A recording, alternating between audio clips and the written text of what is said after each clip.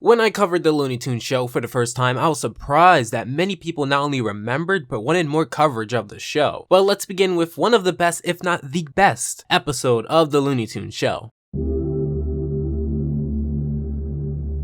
Ayo, what is up everyone? It is the ALPHAJAY of the ALPHAJAY Show, and let's jump directly into Rebel Without a Glove. The sponsor for today is T-Blocks. I've talked about them before, and I stand by their custom monthly box to be something to check out. Tons of different interests you can choose, in-house or external artists that they often reach out for new talent for, and a discount, so I can help you for helping me checking it out. The link for T-Blocks is always in the description below. So the episode starts off with Daffy fixing his car, and by fixing it, I mean just messing around. The same way when you clean your room, you just take the mess that you should organize to get rid of the junk and just place it in another area and worry about it another time and call it a day. We get a natural ease into the exposition, having Porky talk about going to college. However, the main interest here is Daffy wearing Bugs' gloves, which are filthy. When Bugs goes to look for them, it appears that Daffy has shrunk them. When approached to get yelled at for his travesty, Bugs lets out Daffy is living up to his name. The one thing I enjoy about this episode is the sense of normalcy as a slice of life. I always thought of the Looney Tunes show as the same struggle, just adjusted to a realistic and more modern setting. Seeing these two bicker is just something we've been seeing for years, and the chemistry they have clearly shows, no matter the environment. In fact, just like in Double Date, it is Daffy's self-absorbed ignorance that clearly gets the Bugs. However, unlike in that episode, here it is going to be taken to a new level. Oh, and we also get Daffy not explaining why he has this white collar around his neck. However, unlike Bugs, we get a flashback to his grandmommy wearing a pearl necklace, and it is implied that this has been given to him.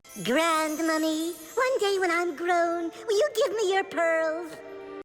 No, you piece of garbage! So Daffy ends up looking for his name, and surprise surprise, he doesn't enjoy the adjectives attached to it. Now of course he uses this as a way to sidestep his narcissistic character, but isn't that why we all love Daffy? So I should probably say that this episode has a lot to do with identity, and we will be focusing on the two major things that the beginning of this episode has centered on quite masterfully. Bugs' identity being lost due to the loss of his gloves, and Daffy's identity being changed due to the fact that he changes his name, learning the shock of what his original name meant. Now to anyone in real life, these things are not exactly reasons to totally flip your personality. However, with the over-the-top nature of the Looney Tunes, not the show, but the actual franchise itself, at least in the theatrical shorts, is that it is loony, it's wacky, it's crazy, it's silly, and this show shouldn't be any different. Yes, it's a slice of life, but things can be crazy in slice of life stories just as much. We get the Speedy's Pizzeria, where we see Lola, who will be a very important factor later on in the episode. Even simple things such as opening doors or remembering the usual pizza he gets are things that seem alien to him, and this is all from his gloves. One thing that I didn't get to talk about much in the first review is sort of the framing of shots, like the shot here, which transitions into the bookstore, which transitions into this shot here of Porky and Daffy on the far end, with this person being shown to give a room and attendance. However, said person would be much more than a random ongoer. Now, although I talk about the story a lot, there is comedy. How about William? William?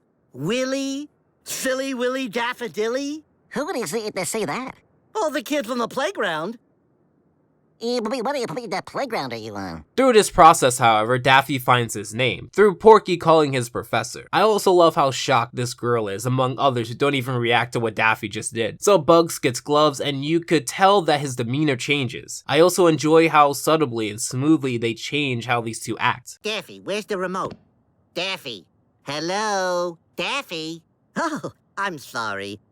Were you talking to me? Because if you were, my name's not Daffy. Jeez, Bugs, let the man think before you call his name again. Anyway, we're now getting into the beginning of what's happening. We have these two interact, however, Daffy appears to be much more reserved and thorough with his explanations, whether intentional or not, and Bugs acts more tough due to the gloves that he is wearing. Also, you may have noticed Daffy made business cards. Now, if you haven't watched the Double Date review I did of the Looney Tunes show, you would know that there is a trend of Daffy making these cards when he decides to take on a new identity. Whether deliberate or not, I feel as though it was a good call to make Daffy's inner transformation a lesser deal than Bugs. Although you would consider Bugs Bunny to be a bigger star of the show, just ask a fan about Daffy the Wizard and they'll remember that a lot better. So knowing this, Bugs does have a more dramatic transformation, and it fits well for the show's dynamic. Daffy ends up getting a professor gig, as Porky calls Daffy Professor, which is a commonly used title around college. Also, Porky, close your legs, no one carries a cake like that. Bugs, on the other hand, charges into Speedy's pizzeria, and this time being much more disrespectful and loud. I also enjoyed the voice direction they took, as well as the lengths they go to show that Bugs is a different person. In fact, this time it appears as if he didn't even mention the usual that he usually gets. Also, if that's his seat, how come he was in this seat before? I guess you can make the case that he was confused before, but oh, and you might want to but does Gloves have neural paths to the brain? Does he remember this spot now? Does he need covered palms to be able to remember things? Or is he just being a general douchebag? Speedy doesn't take kindly to this behavior and kicks him out. I don't want your stupid pizza anyway. Hey, watch where you're a-going. Oh, what? Nothing. That's such a great scene. So now we have Professor Duck. Please don't blow this for me. You don't understand. Things like this don't happen to Daffy Duck. But Professor Duck has a chalkboard. I don't know. It's unethical. I'll give you an A. Deal. Porky decides to not out Daffy due to their deal, and we get Bugs testing, liking, and buying a motorcycle. This leads to a very cool and short scene of the Coyote and Roadrunner. Now, this is important to note because, as you may or may not know, in the Looney Tunes Show, they have these 3D Coyote and Roadrunner skits, as a callback to the ones before. However, in this episode, no such thing occurs. However, I do appreciate the acknowledgement of them being there, as short as it is. We then get Daffy trying to explain the presidential cabinet, and despite these being college students, they happily write down everything that he's saying. Porky, being the only skeptical one, makes a face of hearing BS. However, before you can comment, Bugs Bunny is in the parking lot, making a lot of noise with his motorcycle. Hey, hey! Get out of here! My kids are trying to learn! You want to throw your life away? That's your prerogative! That's what happens when you don't stay in school. I should probably say that this episode's title is based off of the movie Rebel Without a Cause, and if you didn't know, what is really neat about this episode is that you can enjoy it even if you didn't know that. It actually works very well as its own standalone episode. However, the fact that it is a direct reference just makes it that much better. Unlike the sweaters, which relies heavily on you understanding the 80s, thus making it much more exclusive, this episode, while on a certain level of weird still, could be easily explainable without referencing the movie. I mean, I'm mentioning it way deep into this review, so it's possible. Also, insert compliment of the dynamic of Bugs and Daffy changing their reputation here. We then get this scene where Lola and her parents react to the new Bugs. Although Lola is impressed, her father forbids them from being together. So this would most likely be my favorite scene of the show, so let's set the mood. Daffy, and yes, I'm gonna continue calling him Daffy for a while so there's no confusion, is currently grading tests. The mood is very calm with the classical music being played in the background, just icing on the cake. Bugs barges in, drops his helmet, drinks the rest of Daffy's soda, changes the music, drops Daffy's vinyl into the trash, blasts the music really loud, and sits in Daffy's recliner. I'm sorry, but at that point, we're gonna have to take this into the street. However, Daffy, being much more forgiving than I would be, simply lectures the bunny, which leads into this scene here. You're not gonna find what you're looking for on the street. How do you know? Because I used to be just like you. I wasn't always a respected member of society. They actually called me Daffy. Why should I trust you?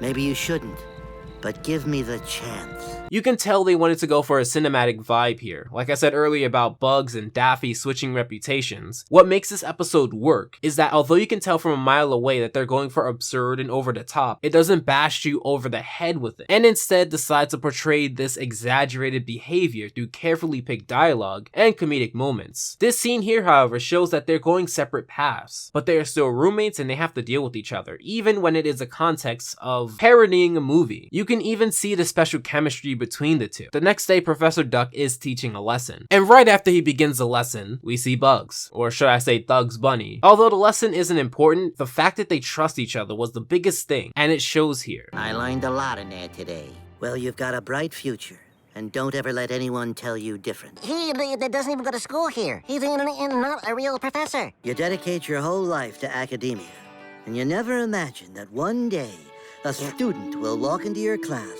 and teach you the greatest lesson of all, trust. Give me those.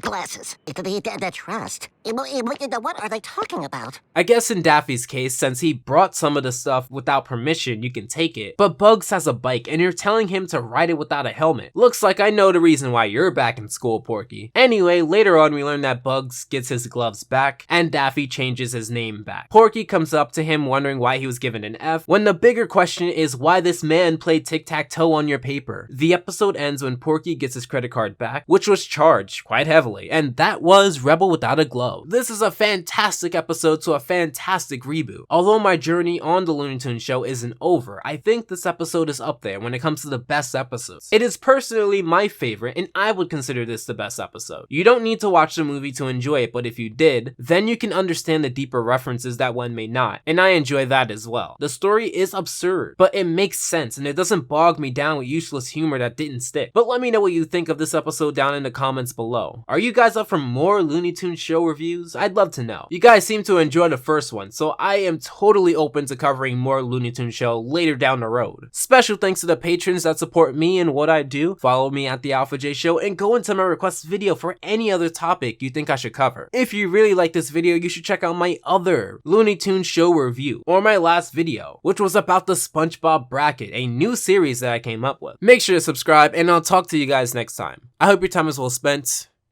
and Alpha out.